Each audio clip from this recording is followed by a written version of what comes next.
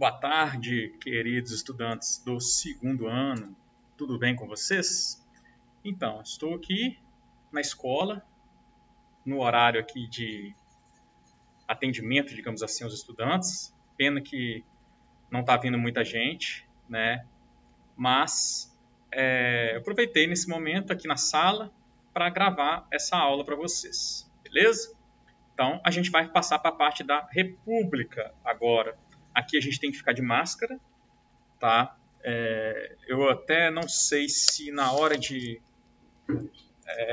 como não tem ninguém aqui, eu não sei se poderia ficar sem, né? Mas eu acredito que não. Acredito que tem que ficar com máscara o tempo todo, tá bom?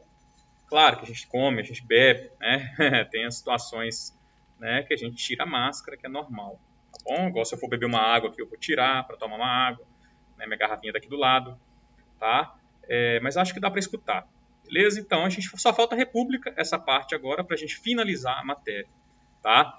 A temática é República Velha. Tá? República Velha não quer dizer República da Espada, é diferente. Tá? República Velha é a parte da República, né, da proclamação de 1989 até 1930. Com Vargas, nós já temos uma nova fase da República, né? Então né, ainda não é chamada Nova República, né? A Nova República, digamos assim, é a partir do pós-ditadura militar, tá? 64. Mas a República Velha pode se englobar o período de 89 até 1930. Do período Vargas até a ditadura militar, não tem um nome específico, tá? República não sei o que, não tem, né? Alguns falam que ainda é República Velha, tal, mas vai ser um período de autoritarismos, né, no Brasil, né? Vargas vai ter ditadura, né? E na ditadura militar também, tá? Claro que nós temos alguns governos, especialmente JK, que não vão ser ditadura, né? Mas isso é só matéria do ano que vem, tá?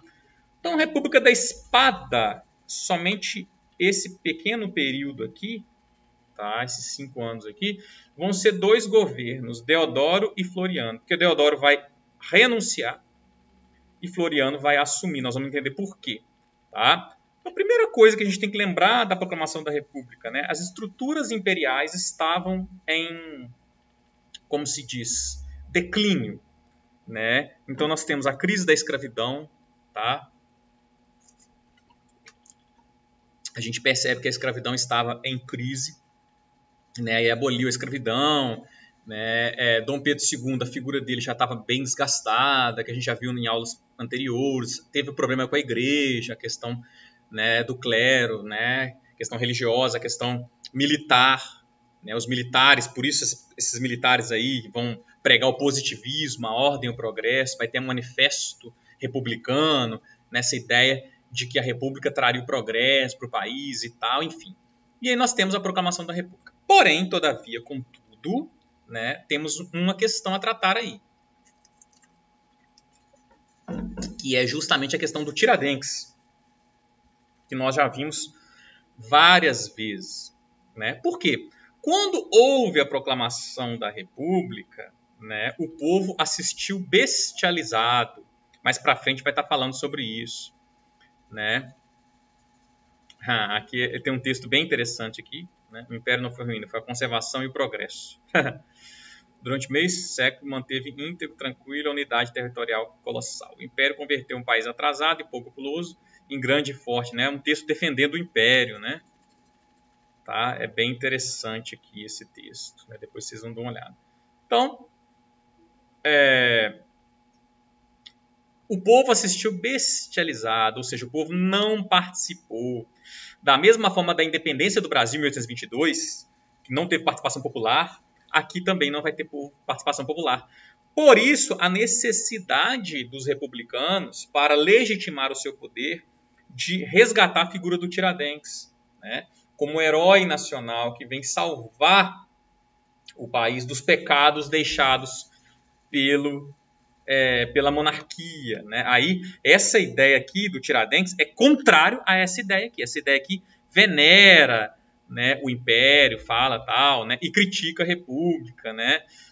né, para legitimar a ditadura. Então, essas interpretações de texto, vocês têm que estar muito atentos, porque cai muito isso, né, nas provas. Tá? Então, você tem que ver o que o texto está falando, e aí você consegue ver as respostas e conseguir fazer a questão. Tá? Então, no contexto aqui agora, que eu estou explicando, né, aí sim vai ter um texto falando do Tiradentes e tal, você pode saber que é um texto para legitimar a República. Né? Já um texto, e esse aqui é um texto para legitimar a ditadura. Então, se é para legitimar a ditadura, é para sempre falar mal do período anterior. Né? Então, são contrapontos aí, né? bem interessantes trazer na apostila. E aí vem o Tiradentes, né? A figura do Tiradentes, como herói, né? Porque ele defendia a República, ele era também militar, né? Então essa ideia. E aí para tentar ganhar a raiz popular, para trazer o povo para o lado da República. Beleza? Então, beleza. Começou o período da República. E aí nós já vamos ter uma crise na República. Né? A mudança de regime ocorreu num momento de crise econômica. Assim, as transformações passaram a estar associadas à expectativa de solução dos problemas na economia. Rui Barbosa, o primeiro ministro da Fazenda, lançou uma política que vai ficar conhecida depois. Tá? Ele vai lançar uma política econômica. Tá? Essa política econômica tá bem quente aqui, viu, gente? Essa política econômica, ela não foi assim, vou lançar uma política que é um encilhamento. Não vai lançar uma política que vai ser chamada de encilhamento. Ele vai lançar uma política econômica que não tinha nome, ele vai simplesmente agir, e depois eles vão denominá-la, os historiadores, como encilhamento, ou seja, algo ruim, algo que enforca, igual esse calor está matando a gente aqui, o encilhamento vai enforcar a economia do Brasil. Né? O que vai acontecer? Não vou ficar lendo aqui, vou explicar para vocês que é mais fácil. Ele vai incentivar a emissão de papel moeda em larga escala para poder investir no progresso, para poder favorecer a indústria. O Brasil é bem agrário. E isso não vai funcionar. Tá? Os preços vão subir, a inflação vai aumentar. Beleza? E automaticamente o presidente, que é o Deodoro, vai renunciar. Tá? Então, um dos principais motivos da renúncia do Deodoro vai ser essa crise. Inflação, empresas quebradas, investidores falidos. Tá? É o que vai marcar aqui. Beleza? E aí nós teremos, no contexto do Floriano, a primeira Constituição do país, em 1891, republicana, a primeira Constituição republicana do país, porque nós já tivemos a Constituição de 1824, que era a Constituição do Império. E aí, nessa Constituição republicana, nós teremos algumas mudanças. Principais mudanças. O voto antes era censitário, por renda. Lembra? Teve a Constituição da Mandioca que não entrou em vigor, né? O anteprojeto constitucional da Mandioca não entrou em vigor, mas foi o voto censitário. Então, voto por renda, não por terra. Né? Vocês lembram disso, é importante. Agora, não, agora o voto é aberto. E aí nós vamos ter uma questão interessante, não é secreto. Ele é aberto e aí vai ter corrupção, as pessoas vão obrigar os outros a votarem o que eles querem, enfim. Né?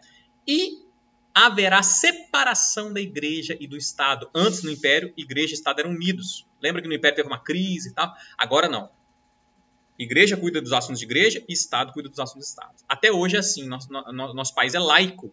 Nós não, por mais que a gente tenha uma tradição católica, cristã, né, o nosso país oficialmente hoje é laico, da mesma forma que vai constar aqui na primeira Constituição. Fortemente marcada pelos Estados Unidos. Né? Então nós vamos ter positivismo aqui, tal, ordem e progresso, nós vamos ter um federalismo, autonomia dos estados, porém com um executivo forte. O presidente ele vai ter força, apesar de ter autonomia dos estados. Né? A autonomia dos Estados Unidos ela é maior do que aqui no Brasil. Aqui no Brasil o presidente é praticamente que manda. Claro, tem os outros poderes, né? Não é bem assim, tal, por isso que a gente fala que é federalista, ok? Né? Não é uma ditadura, não é um absolutismo. Né? Então, toda a Constituição liberal ela é marcada pelo federalismo. Beleza? Então, essas são as principais características. Né? Avanços políticos, presidencialismo, voto aberto, autonomia das províncias, federalismo. Tá? Beleza. O Floriano Peixoto, aí vai falar do mito Tiradentes, tararatata, né? Já falei. O Floriano Peixoto, ele vai entrar no lugar do Deodoro, que era o vice do Deodoro, né? E vai reprimir várias revoltas, entre elas a Revolta Armada e a Revolução Federalista. Depois vocês vão dar uma olhada. tá? No livro de vocês vai trazer. Enfim, vai ser um período mais conturbado e, por conta disso, eles não vão conseguir permanecer no poder os militares. E aí nós começaremos a República das Oligarquias.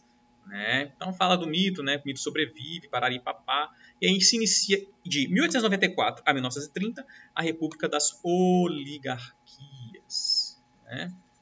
Então, nós temos esse novo período aqui. Tem vários presidentes aqui, né? Eu até faço uma brincadeirinha aqui, né? Não sei se eu já cheguei a falar disso com vocês, né? Para decorar os nomes dos presidentes, tudo mais, né? Não sei se eu cheguei a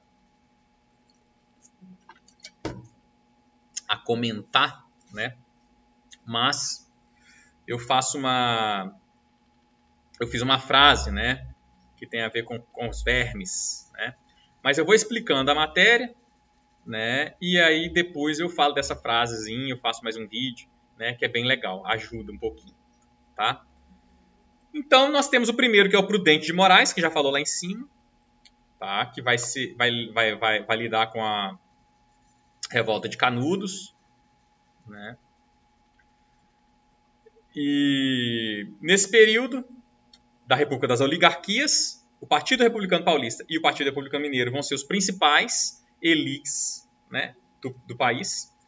Então eles controlavam as eleições e vão, né, alternar o poder. Né?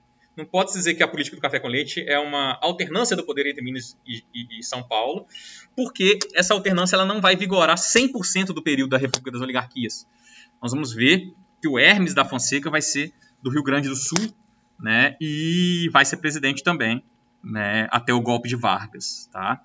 Então, mas pode-se falar que teve uma preponderância de Minas e São Paulo, sim, né, mantendo-se no poder de maneira alternada, a ideia era alternar, né, mas nós vamos ver que não foi o tempo todo Minas e São Paulo, nós vamos ver que teve que é o Hermes da Fonseca, que vai romper um pouquinho com essa política, de certa forma. Isso aqui é muito comum cair em prova, essa parte, né, que é a parte da política dos governadores, que é a parte do coronelismo, algo que a gente vive muito fortemente no Brasil, tá certo? Essa questão aí de coronéis, essa questão de troca de favores, né? Então, no período do Campos Salles, que vem logo depois do Prudente, tá? Ele vai colocar a política dos governadores em vigor. A política dos governadores foi um mecanismo feito por Campos Salles para consolidar o café com leite. Tá bom? São coisas diferentes. A política do café com leite é a preponderância de São Paulo e Minas no poder. Tá? A política dos governadores foi um mecanismo utilizado para manter a política do café com leite em vigor. Ok? Então, o que vai acontecer? Nós vamos ter um acordo, uma troca de favores entre os governadores, os poderes estaduais e o poder central. Tá? Então, é o Executivo Federal, né, e os coronéis oligarcas regionais. Então, dessa aliança surgiu o coronelismo. Né? Então, essa política dos governadores é uma aliança entre Estado, poder estadual, uma troca de favores entre poder estadual e poder federal. Tá? E aí nós vamos ver que o coronelismo vai ser uma ferramenta utilizada a nível regional, local, regional, para manter essa estrutura do poder dos governadores, automaticamente manter os presidentes. Então, como que vai acontecer? Né? Os presidentes implementam políticas que beneficiam o setor agrário do país, principalmente os fazendeiros do café. Tá? Beleza. Esses fazendeiros, aqui vai falar do tenentismo, mas nós vamos falar isso depois, tá? Que vão ser um movimento de contestação aqui, mas isso é depois, tá? Esses, por sua vez, grandes barões do café, vão obrigar as pessoas que trabalham para eles e tal, a votarem nos presidentes que eles querem. E aí, aqui não está falando a apostila, mas há uma verificação de poderes, né? O Campos Salles ainda vai criar uma Câmara de Verificação de Poderes. Então, tanto os deputados, né, os eleitos no Estado, quanto os governadores e tal, vão passar por uma triagem para ver se eles estão de acordo com a política do presidente. Tá? E se não tiver, ele pode ter seu mandato cassado. Né? Então, assim, vai ser um período de muita corrupção. Né? Vai ser um período bem tenso. Nada muito diferente de hoje. Né? Enfim. Então, manter o poder das oligarquias. Troca de favores política entre governadores e presidente.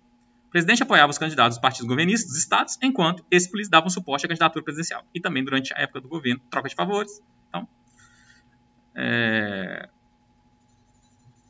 Então o coronel vai usar o voto de cabresto, obrigava e usava até mesmo violência para que os eleitores de seu curral eleitoral votassem nos candidatos apoiados por ele. Tá? Então as eleições tinham fraudes eleitorais e violência. Beleza? Então, primeira parte da aula é essa daqui. Cai muito essa questão do coronelismo, nepotismo, né? Parentes, enfim, essa questão toda de corrupção está muito forte. Tá? E aí, claro que a gente vai se atentar para o Lava Jato, né? A tendência, né, é cobrar algo que não seja contrário à linha do presidencial. Então, provavelmente vai ser uma questão do Lava Jato, condenando o PT e tal. Estou falando para quem for fazer Enem, tá, gente? Né? Enfim, essa apostila até era de um cursinho que eu trabalhei e tal, que eu que elaborei, né? Então, a gente está trabalhando nessa linha, né? Que já está chegando o Enem aí, então vai nessa ideia, tá bom? Um grande abraço para vocês, até o próximo vídeo. Valeu, galerinha!